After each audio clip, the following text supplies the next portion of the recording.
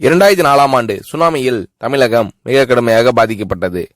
2004இல் சுனாமியில் தமிழகத்தில் மட்டும் 6065 பேர் இறந்தார்கள். 88 கிராமங்கள் நிலைகுலைந்து அழிந்து போனது. இந்த சூழ்நிலையில் அம்மா அவர்கள் எடுத்த நடவடிக்கையால் 10 கிராமங்களுக்கு ஒரு அமைச்சர், ஒரு IAS அதிகாரி, ஒரு PRO என்ற ஒரு குழுவை அமைத்து உலக வரலாற்றிலேயே இது போன்ற மீட்பு நடவடிக்கை இருந்திருக்காது என்ற அளவில் 3 நாளில் பாதிக்கப்பட்ட கிராமங்களுக்கு மின்சாரம் வழங்கப்பட்டது. குடிநீர் வசதி செய்து தரப்பட்டது.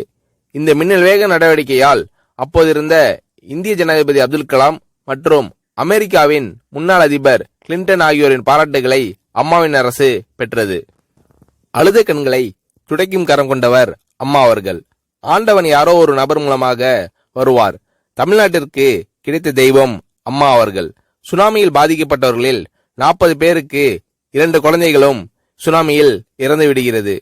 அந்த 40 பேரும் ஏற்கனவே கருத்தடை ஆபரேஷன் செய்திருக்கிறார்கள். பெற்றோர்கள் மட்டும் உயிர் பிழைத்திருக்கிறார்கள்.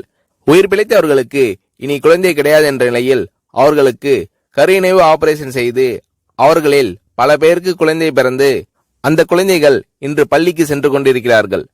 நாகப்பட்டினத்தில் அம்மா அவர்கள் மீனவர்களை சந்தித்த போது மீனவர்கள் கதறி அழுதார்கள். அவர்களிடம் அம்மா அவர்கள், நான் இருக்கிறேன், நீங்கள் கவலைப்படாதீர்கள், இழந்து போன உயிரை தவிர மீதி அனைத்தையும் நான் உங்களுக்கு தருவேன் என்று அவர்களுக்கு தேவையான அனைத்து உதவிகளையும் செய்து தந்தார் அம்மா அவர்கள்.